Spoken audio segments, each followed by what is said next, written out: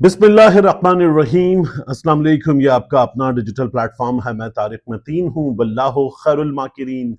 अल्लाह सबसे बेहतर तदबीर फरमाने वाला है, वही बचाएगा मेरे देश को बलाओं से जो बारिश में शजर से घोंसला गिरने नहीं देता, क्योंकि उसकी तदबीर तमाम तदाबीर की इमाम है। Notification CDF field marshal Asim Munir, army chief general Syed Asim Munir field marshal.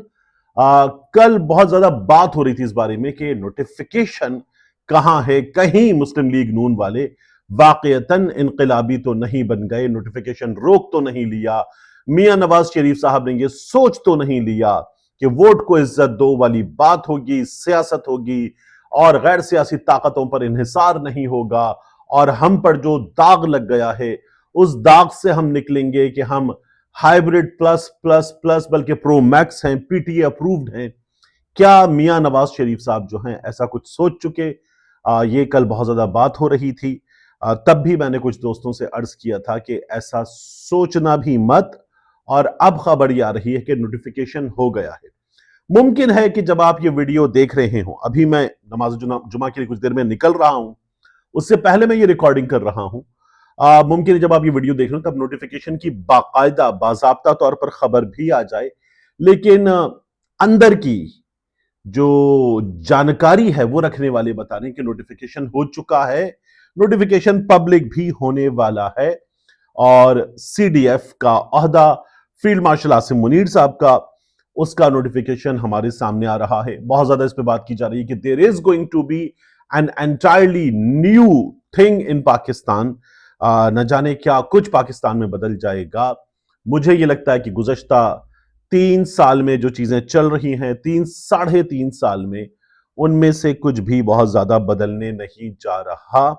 अब बात करते हैं इस वीडियो की दीगर मौज़ूआत की। देखिए, जाहिद गिशकोरी साहब ने एक ट्वीट किया और ट्वीट करके कहा कि अगर इस वक्त कोई अपनी जमानत की बुनियाद पर बहनों की इमरान खान से एक मुलाकात करा सकता है तो PTI में सिर्फ एक ही शख्स है और वह है अली अमीन गंडापुर। हुकूमत और मुक़्तदर हलकों को यह 100% गारंटी चाहिए कि जो शख्स भी इमरान खान से मुलाकात करेगा वो उस मीटिंग पर बाहर आकर बात नहीं करेगा। यानी इमरान खान साहब ने क्या कहा है, यह बात नहीं होगी। एक और बात की जा रही है, राना सनाउल्लाह साहब ने कहा था कि इमरान खान साहब अंदर बैठकर सियासत कर रहे हैं, हुकूमत के खिलाफ मुहिम चला रहे हैं, हुकूमत के खिलाफ एहतजाज की, लॉन्ग मार्च की, धरने की कॉल दे सकते हैं। यह तो नहीं हो सकता कि कोई शख्स जेल में बैठकर ये सब कुछ करे, ये गैर कानूनी है, राना साहब का ये कहना था, तो इसलिए ये नहीं होगा। बहुत दिलचस्प है, इसको तवज्जो से सुनिएगा।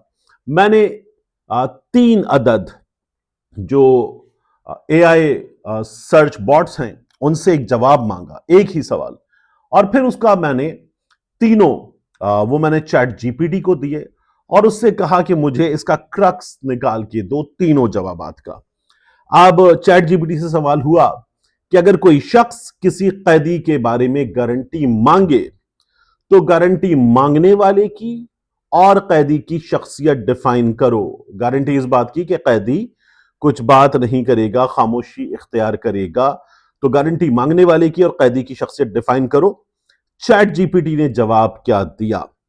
अगर कोई शख्स किसी और ये 3 चैट बॉट का मुश्तरका, चैट GPT का, फिर उसके बाद जेमिनाई का और उसके साथ डीप सीक। तो जवाब क्या आया? अगर कोई शख्स किसी कैदी के बारे में गारंटी मांगे कि कोई अहम शख्सियत गारंटी दे कि कैदी अपनी जबान पर काबू रखेगा, तो गारंटी मांगने वाली की शख्सियत डिफाइन करो, कैदी की भी। यह जुमला 2 किरदारों की नफ्सियाती और समाजी शख्सियत को वाज़ेह करता है। गारंटी मांगने वाला कौन होता है और कैदी की नौइयत क्या बनती है, दोनों की शख्सियत तफसील से डिफाइन की गई है।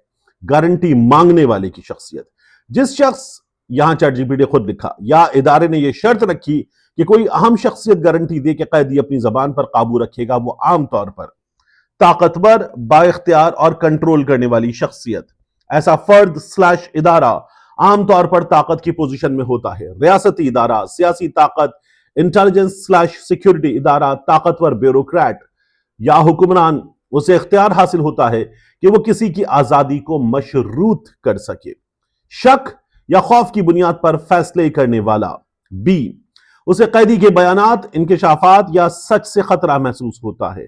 اسے ڈر ہے کہ قیدی باہر آ کر وہ باتیں نہ کر دے جو طاقتوروں کے لیے نقصان دہ ہو. سی اپنی طاقت کو برقرار رکھنے والا. وہ یہ ثابت کرنا چاہتا ہے تم چھوڑ تو سکتے ہو لیکن ہماری شرائط پر، یعنی تم چھوٹ تو سکتے ہو لیکن ہماری شرائط پر، یعنی آزادی بھی ملے تو قید کی ایک نرم شکل میں برقرار رہے آزادی. ڈی قانونی اور اخلاقی کمزوریاں چھپانے والا. اگر وہ سچ یا قانون پر اعتماد ہوتا تو گارنٹی کی ضرورت نہ پڑتی. گارنٹی مانگنا خود ظاہر کرتا ہے کہ اس کے پاس مضبوط قانونی کیس نہیں. اصل مسئلہ خاموش کرانا ہے، سزا نہیں. نمبر 2، اب یہ گارنٹی مانگنے والی کی شخصیت کے بعد ڈیفائن کیا جا رہا ہے قیدی کی شخصیت کو. اے زبان کی طاقت رکھنے والا. خطرہ اس کی زبان ہے، اس کا وجود نہیں. جب گارنٹی زبان پر قابو رکھنے کی مانگی جائے تو اس کا مطلب ہے قیدی کے پاس سچ یا معلومات ہے. وہ ایسی باتیں جانتا ہے جو طاقتوروں کے لیے خطرہ ہیں. اس کی زبان اس کا اصل ہتھیار ہے، نہ کہ کوئی جرم.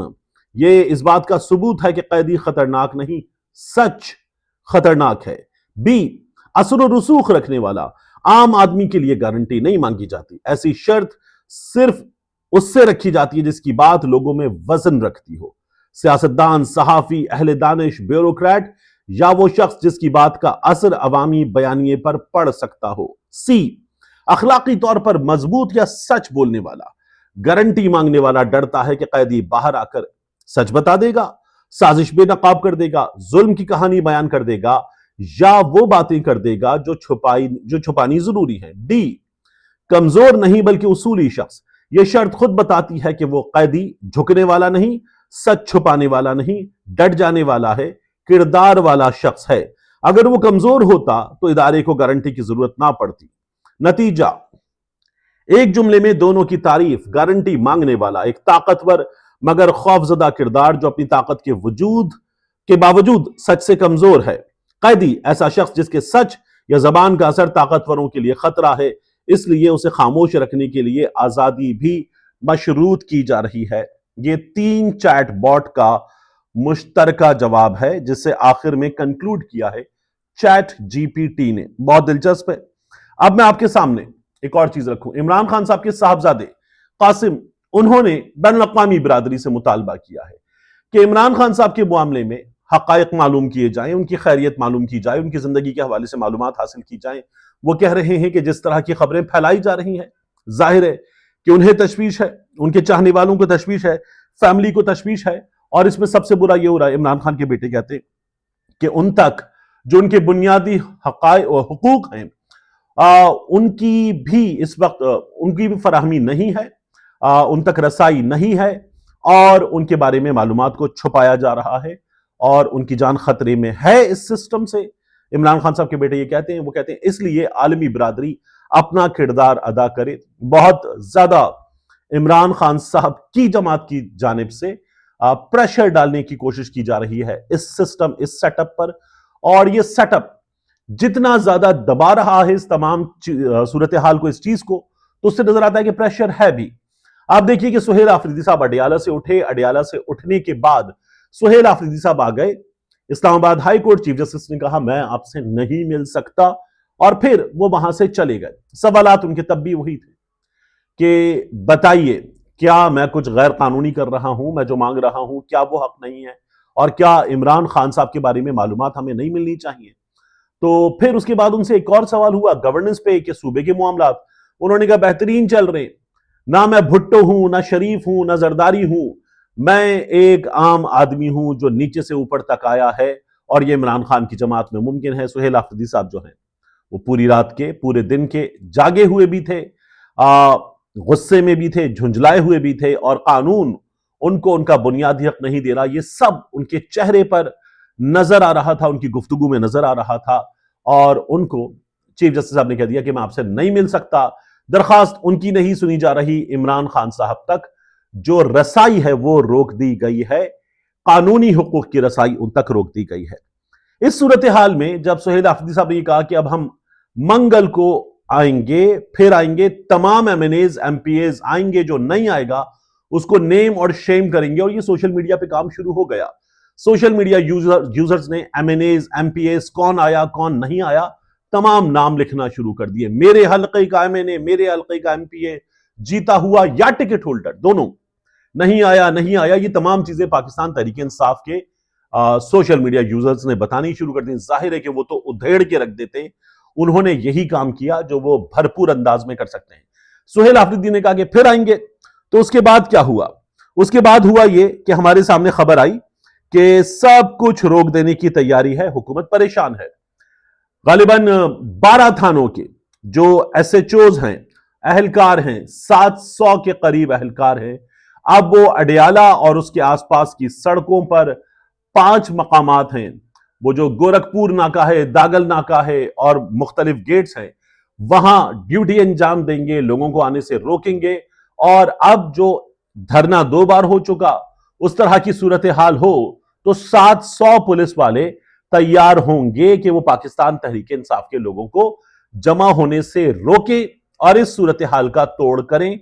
पुलिस वाले ये कहते हैं कि हम वहां पर अहकामात हैं, कारकुनों को गिरफ्तार करेंगे। जब उनसे पूछा गया कि सीएम साहब आएंगे तो क्या करेंगे, उन्होंने कहा इस सिलसिले में हमारे अफसरान बताएंगे। और वहां पर अब अडियाला और उसके आसपास दफा 144 या पूरे रावलपिंडी में दफा 144 लग सकती है। तो जो खिलाफ वर्जी करेगा उसके खिलाफ कानून के मुताबिक अमल दरामद किया जाएगा। तो ये हुकूमत की तैयारी है। हुकूमत किसी भी तरह अफोर्ड नहीं कर सकती कि पाकिस्तान तहरीक इंसाफ वाले एक बार फिर अडियाला के बाहर शो लगाएं, जहां वो सीएम के साथ बैठकर सड़क पर सरफरोशी की तमन्ना अब हमारे दिल में है, देखना है जोर कितना बाजुए कातिल में है गा रहे थे। ये बड़े इंपैक्टफुल विजुअल्स होते हैं। इन विजुअल्स से भी हुकूमत बचना चाहती है। मिलते हैं इंशाल्लाह आपसे अगली वीडियो में।